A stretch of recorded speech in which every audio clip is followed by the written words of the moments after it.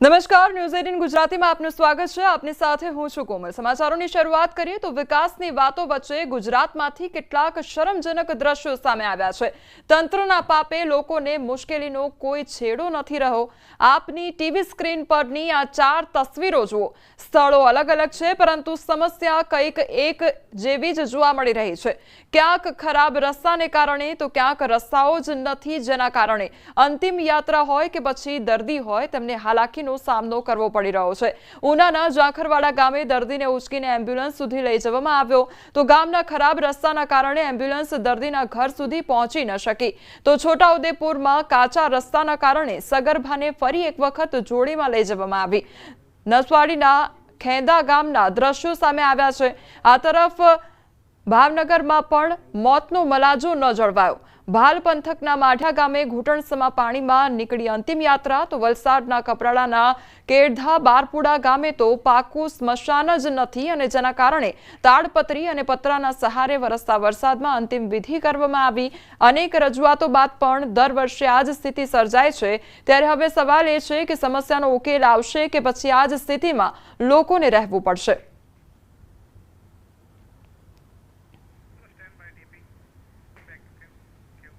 हिमाचल प्रदेशना शिमला जिल्लाना रोहरू विस्तारमां हाटकोटी नजीक त्यूनी તેમજ हाटकोटी मोटर मार्ग पर भूस्खलन थयुं छे અને આ ભૂસ્ખલનનો વિડીયો પણ સામે આવ્યો છે। હાટકોટીમાં આરકોટ પુલ પાસે આ ભૂસ્ખલન થવાને કારણે રસ્તો બંધ થઈ ગયો છે। જાણવા મળ્યું છે કે આ ભૂસ્ખલન સવારે 6 કલાક અને 45 મિનિટે થયું હતું। હવે રસ્તો ખોલવા માટે મશીનરી કામે લગાડવામાં આવી છે।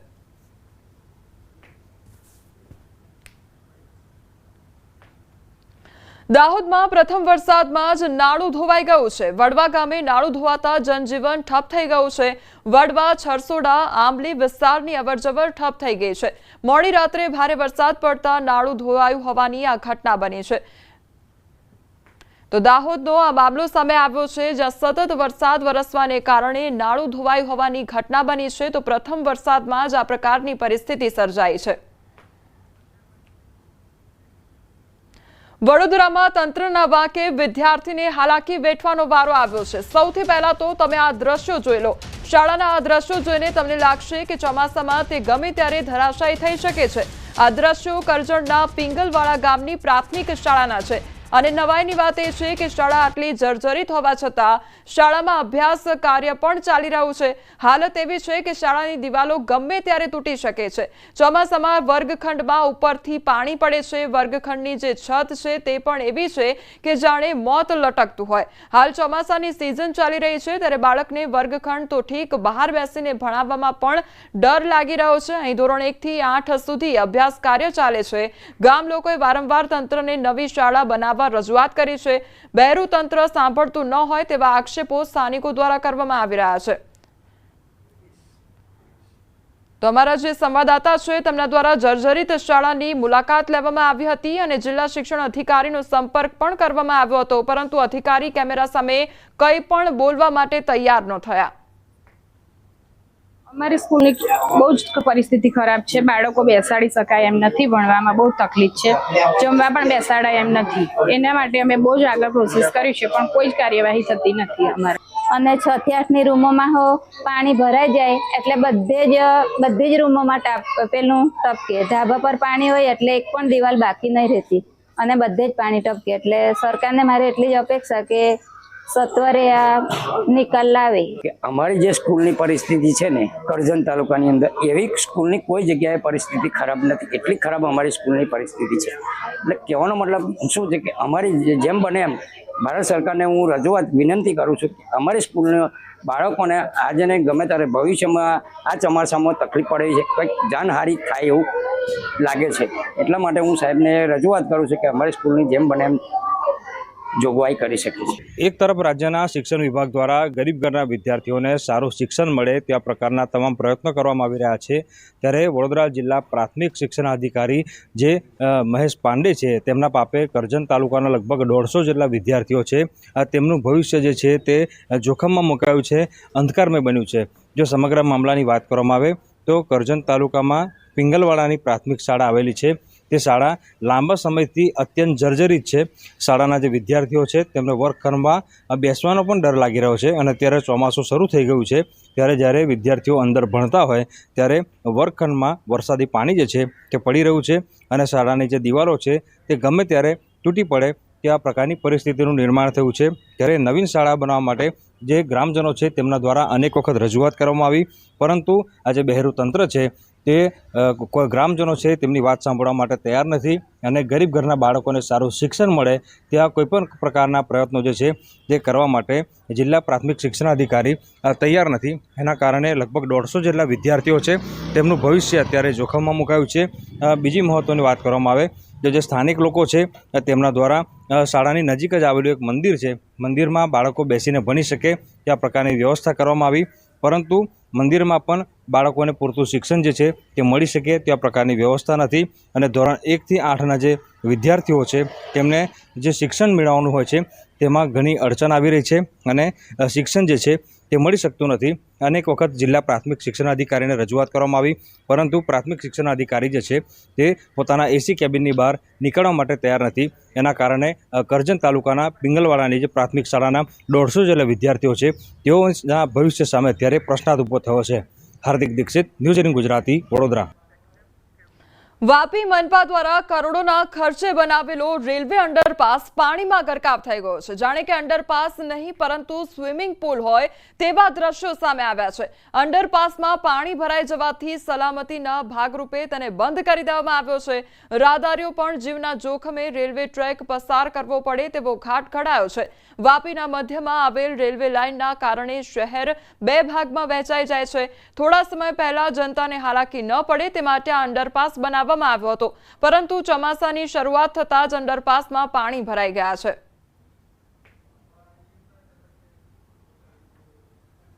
શહેરના મધ્યમાંથી પસાર થતી રેલવે લાઇનને પાસ કરવા માટે રાહદારીઓ માટે વાપી મહાનગરપાલિકા દ્વારા કરોડો રૂપિયાના ખર્ચે આ રેલવે અંડરપાસ બનાવવામાં આવ્યો છે, પરંતુ આ થોડા સમય અગાઉ જ બનેલા રેલવે અંડરપાસના પ્રથમ વરસાદમાં જ છે પાણી ભરાઈ ગયું છે. આ પહેલું ચોમાસું છે અને આ રેલવે અંડરપાસ જરૂરીના સમયે જ લોકોને ઉપયોગમાં આવતો બંધ થઈ ગયો છે. અત્યારે અંડરપાસમાં પાણી ભરેલું હોવાથી લોકોને અહીંથી અવર જવર કરવા માટે રોક લગાવી દેવામાં આવી છે અને આ પેડેસ્ટ્રીયન અંડરપાસને બંધ કરી દેવામાં આવે છે.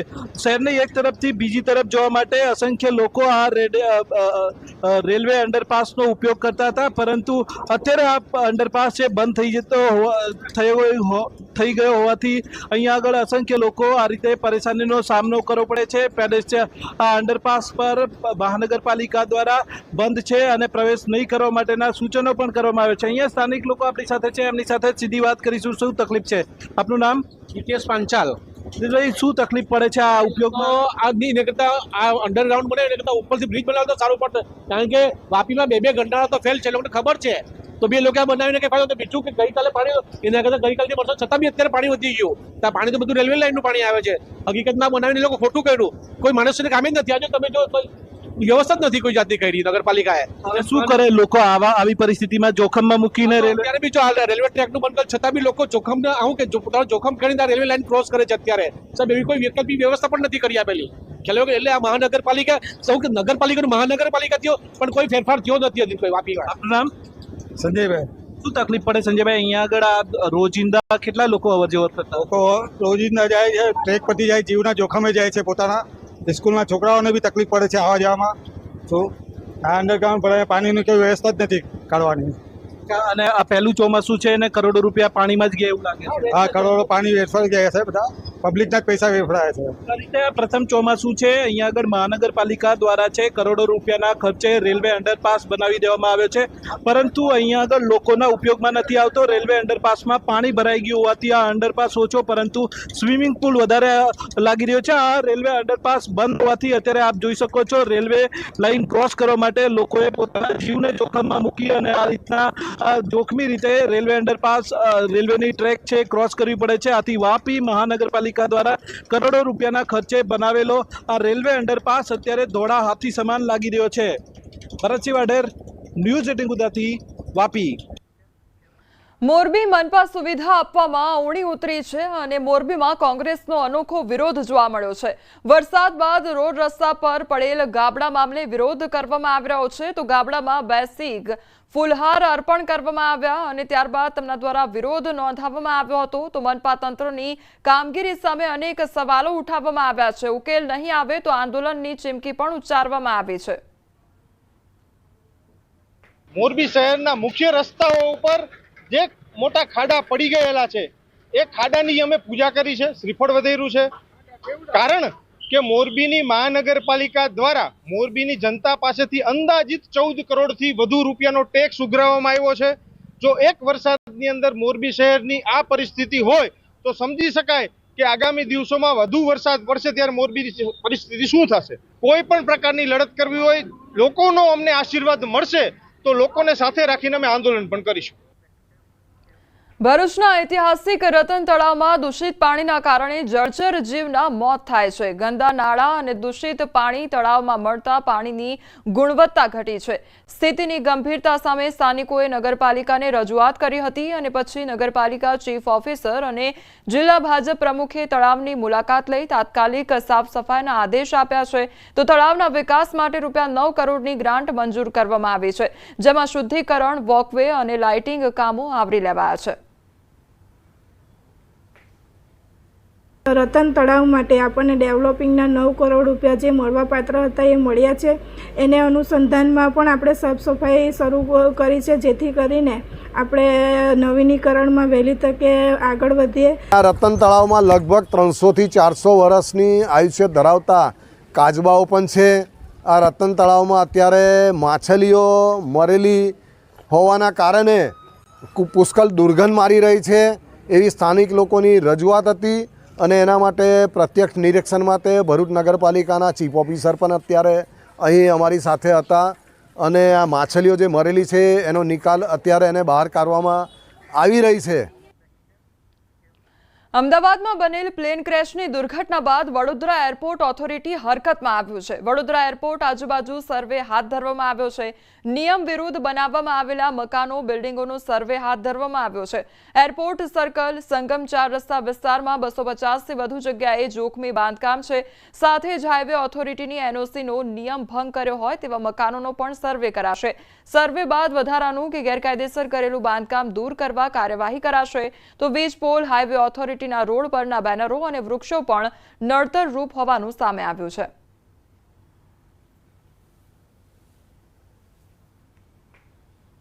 देखिए, हमने कई जगह की जैसे लाइट पोल का होता है, इलेक्ट्रिक पोल होता है, ट्रीज होते हैं जिनकी हाइट ज़्यादा होती है, या बिल्डिंग होता है, या सिंटेक्स टैंक जो बिल्डिंग्स पे लगे रहते हैं, सोलर पैनल लगा रहता है.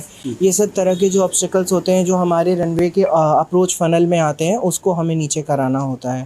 આમાં એરપોર્ટ ઓથોરિટીના જે છે અધિકારીઓ એમના દ્વારા જે સૂચવવામાં આવી રહ્યા છે લોકેશન, એ લોકેશન પર જઈ અને અત્યારે સર્વે હાથ ધર્યો છે અને જે લોકેશન ટ્રેસ કરીને બતાવે છે કે આ લોકેશનમાં જે ઓબ્સ્ટેકલ છે બિલ્ડિંગના, જે એરપોર્ટ એનઓસીની હાઇટમાં ક્રાઇટેરિયામાં એ પ્રમાણે જે રિડ્યુસ કરવાના થાય છે, જે ઓબ્સ્ટેકલ આવે છે એના રિગાર્ડિંગ સર્વે કરીને આગળની જે કાર્યવાહી કરવાની છે કરીશું. અમદાવાદમાં 23 જૂનથી યોજાશે બોર્ડની પૂરક પરીક્ષા. ત્યારે 23 જૂનથી 3 જુલાઈ સુધી આ પૂરક પરીક્ષા યોજાશે. પરીક્ષાને લઈને શિક્ષણ વિભાગ દ્વારા તૈયારીઓ પૂર્ણ કરી દેવામાં આવી છે. અમદાવાદમાં 51 જેટલા બિલ્ડિંગોમાં પરીક્ષા લેવામાં આવશે. તો 18,000થી વધુ પરીક્ષાર્થીઓ નોંધાયા છે. ધોરણ 10ના 10,445 વિદ્યાર્થીઓ પરીક્ષા આપશે, જ્યારે ધોરણ 12માં 7,727 વિદ્યાર્થીઓ નોંધાયા છે. તો વિજ્ઞાન પ્રવાહમાં 2,689 વિદ્યાર્થીઓ, ધોરણ 10 અને ધોરણ 12ના વિદ્યાર્થીઓ પરીક્ષા આપશે. ધોરણ 10 અને 12 વિજ્ઞાન પ્રવાહના વિદ્યાર્થીઓ બધા વિષયની પૂરક પરીક્ષા આપી શકશે. અમદાવાદ ગ્રામ્યના 8,500 વિદ્યાર્થીઓ પૂરક પરીક્ષા આપશે. ગુજરાત બોર્ડ દ્વારા આગામી પૂરક પરીક્ષા 23 તારીખથી 3 જુલાઈ સુધી ચાલવાની છે.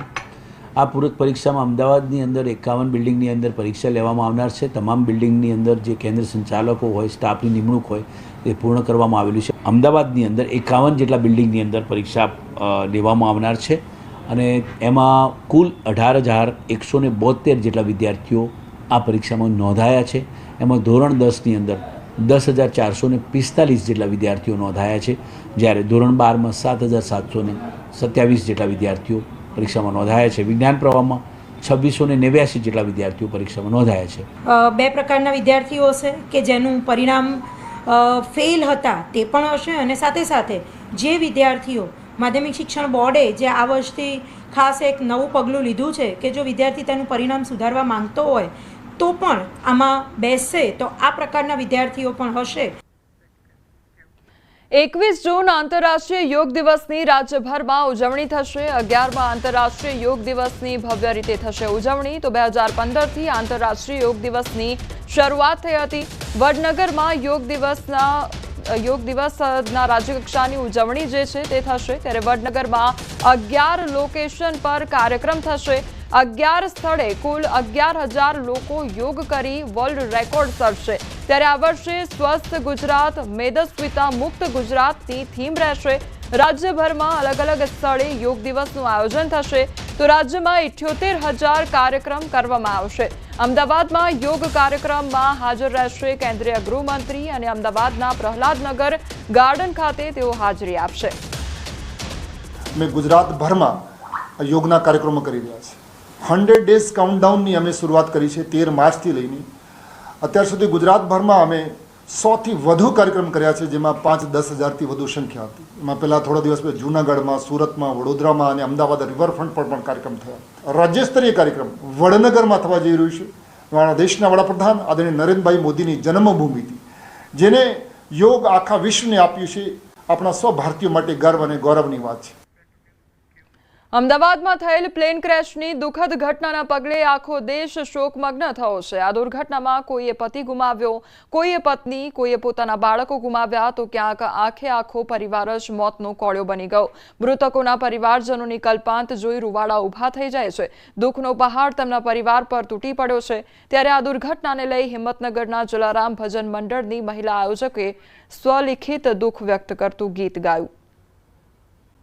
હે ઉડ્યા ઉડ્યા, હે ઉડ્યા ઉડ્યા, હે ઉડ્યા ઉડ્યા, અમદાવાદથી વિમાન રે લંડન જવા ઉડિયા રે લોલ, લંડન જવા ઉડિયા રે લોલ. ઉડિયા એવા તરત જ પડ્યા ભોય રે મેઘાણીનગર વિસ્તાર મારેલો.